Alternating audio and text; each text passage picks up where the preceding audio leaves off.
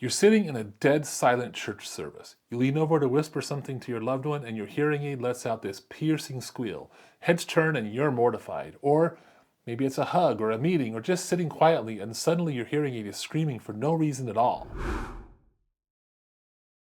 If this is happening to you, I want you to know something. You're not alone, you're not crazy, and most importantly, you don't just have to live with it.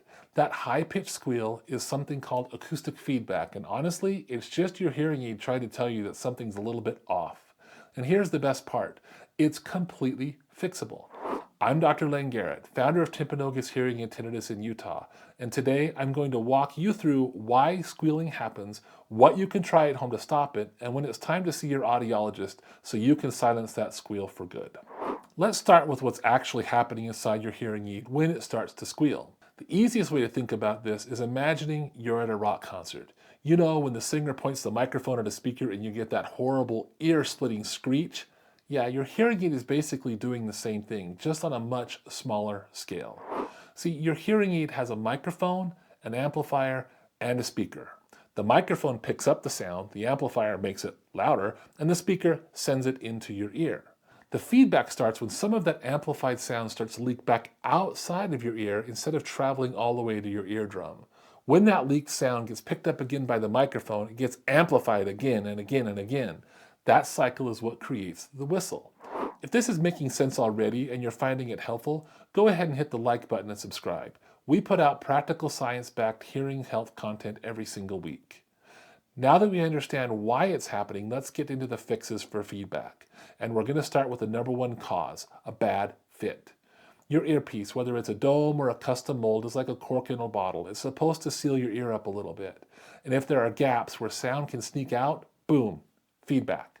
Most people don't realize that your ears can change shape over time. Weight changes, age, or even chewing can affect that seal. So the first thing you should do when you hear that whistle, take the hearing aid out, put it back in. But don't just jam it in. Use your opposite hand to pull up on your ear. That straightens the ear canal and then slides the hearing aid in deeper. If that stops the squeal, the fit was the issue.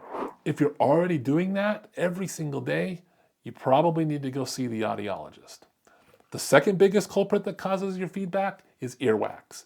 Now, earwax is normal and healthy, but too much earwax turns your ear canal into a wall that sound will bounce off of, and that bounce back creates feedback.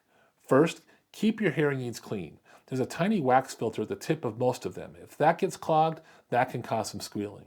Second, never stick a cotton swab or a Q-tip in your ear. You're not getting it out, you're just pushing it in further. So if you have earwax buildup, see a professional. Sometimes it means that the volume on your hearing aid is just too high. Think of your ear canal like a small room. Loud enough sound will leak through the walls. If turning the volume down stops the feedback, you found the culprit.